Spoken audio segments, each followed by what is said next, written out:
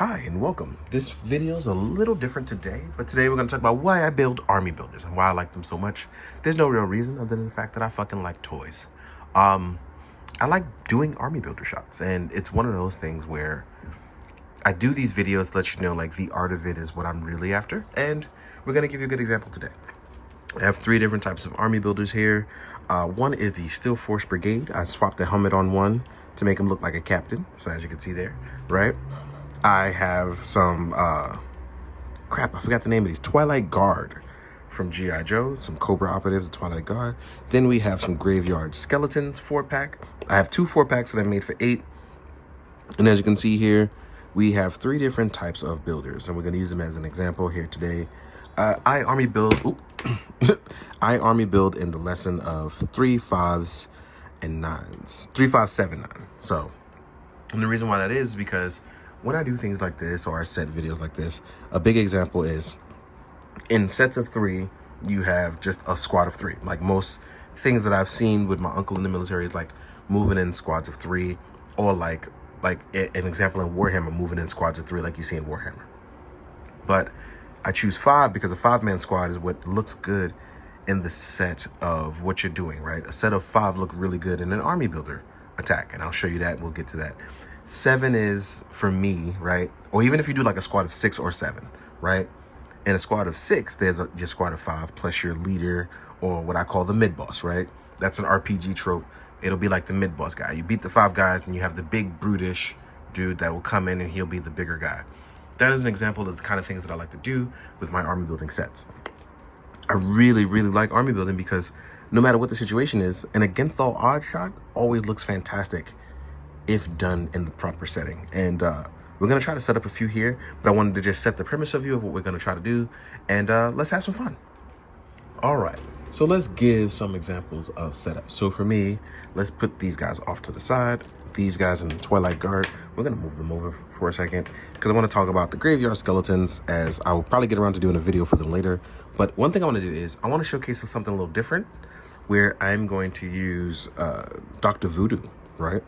No longer Brother Voodoo, it's Dr. Voodoo, right? And let's say we want to do like a cool shot of him like raising, like using Necromancy and raising the undead, right? And I think this is the wrong one. I was supposed to use the green one, but let's use him. Let's actually get him all posed up just a little bit. And I think my joints are still tight on this guy, yeah, from the cold weather. So I'll put his staff in a second. We actually gonna form up that. Let's grab a stand. I actually have a lot of these. Shout out to 796 Studios, who I get a lot of my stands from. Shout out to Mario. So right, here we are, right? Let's say we wanted to do just a brief shot. Shout out to CJ and his wife, who made this cape for my brother, Dr. Voodoo, quite some time ago. So, and I'm getting used to that because the name changed. But here we are with him, right? And let's say you wanted to pose up some skellies, and I left the window open so you'll be able to hear all sorts of outside traffic, right? I'm gonna just pose up some skellies just to kind of fit around him. These guys are still super tight. I just took them straight out of packaging today. But as an example, I just want to showcase a few of them just sitting around him as he raises them. And I'll fine tune it in a bit, but you can see that it kind of does set the mood for what I want to do with him in a shot. And clearly, because I don't know how to Photoshop or things like that, is you can do cool things like this that kind of set the tone for what you want to do in your shot, right? You like have an idea. So you'll do like a skeleton in front, who like just use him to back up. We can do a skeleton behind, and this is just placement for me, so I know what I'm doing. But as you can see, the more skeletons that crowd around him, the kind of better it looks, right? I'm cutting a little corners here, but as you can see what I'm trying to get into, the placement matters. So as I set it, and you can see, like, this is the kind of frame I aim for, right? Too close, right? You don't get everything. But as you move further back into the frame, the more skeletons, the better. So this is kind of stuff that I kind of frame out on why I love these kind of shots, because technically this is an against all odds shots. You are now raising the odds in your favor by using necromancy. That's the idea, and that's kind of things that go through my head when I'm setting up things like this. Now, let's say you don't want to do him raising skeletons, but you want to use him fighting skeletons. So you can do the magic fighting staff, or you could do physical magic fighting. For an example of physical magic fighting, what I would do is, because Brother Voodoo, Dr. Voodoo, I really got to get okay with that. And I keep messing it up. Ever since I saw it, read it in Strange Academy, it's going by Dr. Voodoo now. So what I would do personally is, I would set up a pose like this, kind of start with the idea of this, looking like this. I would put this back in his hands. And I hate that they gave him trigger hands for this. And I would kind of do him reaching out and fending off against skeletons. So let's say you do like a magic push, and I feel like that arm is not up enough. I don't have any of my magic effects here, but I would use like a magic effect. And when stuff like this doesn't look good, what you do is you find your angle, right? And you find your placement of your angle, and you do stuff like this where you do like a skeleton being pushed away. We're going to use another stand here. We're going to put one in between a skeleton.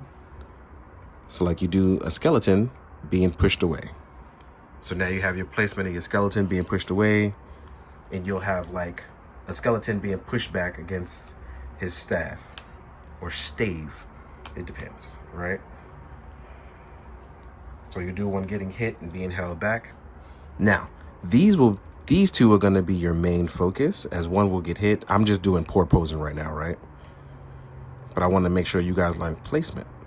One will show the force of hit being hit away. The other one shows the force of hit being hit that way. Everything else in between is supposed to show the disperse of energy being used. So what you do in this case, you would probably do a few on the floor, if you can, like have a direction that looks like they're being pushed. And again, this is poor posing, but I want to show how they look in placement. You want to do one being pushed this way. You want to do one being pushed upward in a way. So again, now we call upon another stand, right? An enemy stand user is in the vicinity. So let's say we got another one coming back here, getting pushed away, right? We'll just use that as placement. But as you can see the show of force being exerted now. But if I had an effect to show the direction of each, you would get that better clearance and what would be going on. So stuff like this is exactly what I try to aim for. And when I aim for my photography, it is one of those things I really enjoy to do. And I try to showcase that more and more. So I got to try to figure out how to word that to you guys, which is why I'm doing more videos like this. Now, I'm going to take this down and we're going to look at some close quarters combat setup, physical combat. All right, so now we're cleared for more space. Now, two more things I'm going to do is I'm going to take my Marvel Legends Punisher with a John Berthenol head, right? And I'm going to take my Kit Bashman, right? And I'm going to set them up with these two. Now, for close quarter combat stuff, I'm going to do some hand-to-hand stuff, and I'm going to call it gun fu, whatever, right? Because Punisher is all black, I will try not to set him up against other characters in all black, because I feel like there's no color separation. Even with them having that little bit of purple, a little bit of orange there, what happens is, with them fighting together, even with the different colors of black, what happens is that it can blend the scene too much. And I don't like that much color going into stuff. This is usually why, even in TV shows, characters will not wear the same colors, so that way you can see the difference visually. It can be visually striking, right? So if we're doing Punisher, we'll do Punisher with some Action Force stuff. Now, what we can do here is, oh, actually, I have one that has an open hand already out. So let's do one with a knife attacking, right? He'll be right-handed. And we're going to try to find a way to have the Punisher defend or vice versa or whatever. So what you can do is, personally speaking, there's a ton of different ways to do this. But let's go with more recent usage of knife combat. with more direct attacks. And I'm gonna be honest, if a person actually came at you with a knife, everything that you see in a TV show is pretty much wrong, but it looks cool. And that's forever funny to me. Because if a person wanted to really get you and they were really trained with a knife, man, it'd be a wrap. But with stuff like this, we're going to look at like the training stuff. But what's really cool is, let's say Punisher is out of bullets. We're going to use like the shotgun to like try to defend, right? So we'll put a leg forward. And we'll get that blocking.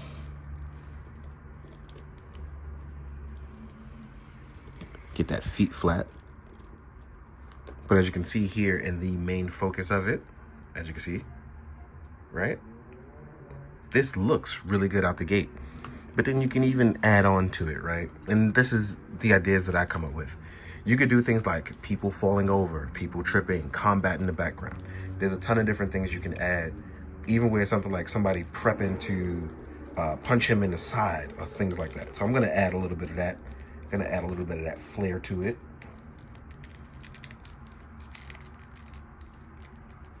And he should have his knife out too, but I don't have hands out. So let's do this guy trying to aim to punch him in the side. I'm actually going to place him punching him in the side. The actual placement will be there. And as you can see, sometimes it won't line up, but you got to make it. So he's actually aiming to punch him in the side. So I'm actually going to, you can lean over and see like the placement is there. You have a little bit of lift on the foot. So there's a ton of different options you can go with. But as you can see here with placement and things like that, these are the kind of things that I aim for. I don't always achieve it, but I definitely try. And if people saw half the stuff that I never post, you'd be like, man, you're a madman. And then with my spare parts guy, because even though he's in all black, the green breaks it up a lot. But I got to try to find a way to color those eyes, because that actually changes a lot. So I'm going to do something really stupid here. I'm going to do some high kicking, right? Like him kicking one of the guards. As you can see here, what I'm going to do is I'm actually going to place a little bitty. I have an idea, and hopefully that idea will flesh itself out. But yep, it fleshed itself out. Give him a little bit of height. There we go.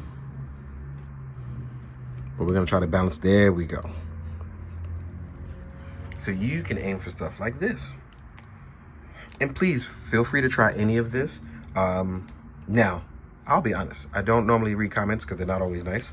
But I'm going to try to read the comments on this to help people if they wish for help with posing and things like that. I'm going to do my best to reply where I can to sort of help people. I feel like I wanted to do this to try to help people, and I really want to start doing that again.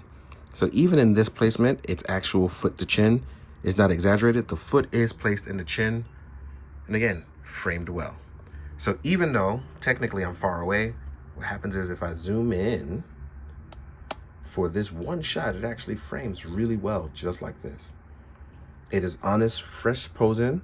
Let's say if I wanted to hide the stand, I actually place the jacket a little bit more forward and get the curvature.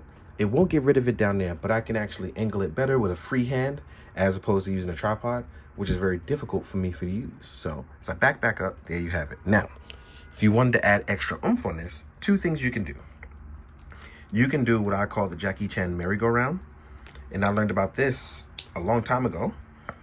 You know, if you have placement or things like that with stuff like this, no move is wasted. So you don't want to waste moves. So stuff like this, you can do things like this.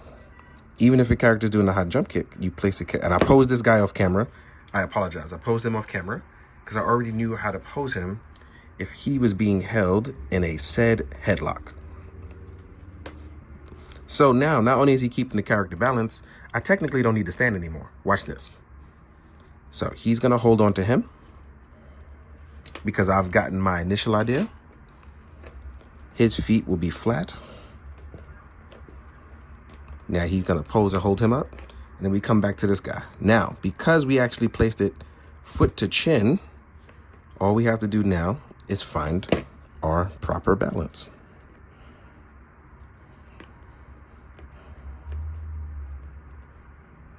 And these guys should hold. If they don't, we tweak it out, but it should hold.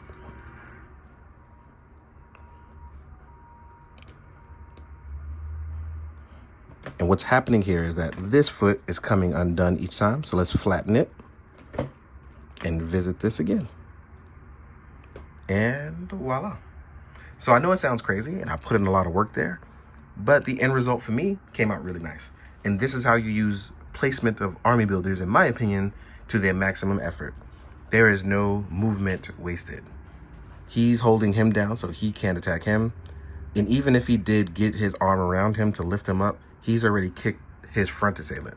That means he has time to either flip out of it or exaggerate it how you want, as if it were Jackie Chan Rumble in the Bronx, right? You have a lot of freedom to choose your next move, frame it a new way, have a bunch of different ideas. I love doing stuff like this. I love seeing people do stuff like this, and I hope me doing this helps you further your art form. This is the reason why I wanted to do any of this, and this is why I fucking enjoy toys. There is no limit to our imaginations, and all the things we've wanted to see as kids, we can recreate in toys. This has been a big, big thing for me, and I love that I can do this now. So, I hope that this has helped you. I don't know how long this video is going to be. There will be no photos at the end. It's just straight up why I build Army Builders Plastic Party, helping me play and pose and helping you hopefully do the same. So with that being said, I want to say thank you for tuning in. Thank you for coming by. I know I've talked a lot. Hopefully I posed a lot too. And with all of that being said, if you really like this video, I do ask that you share it, you like it, comment, say something nice. And if you have anything nice to say, I'm just going to skip right over it, to be honest. So as always, please be good, do good, drink your water, guys. Later.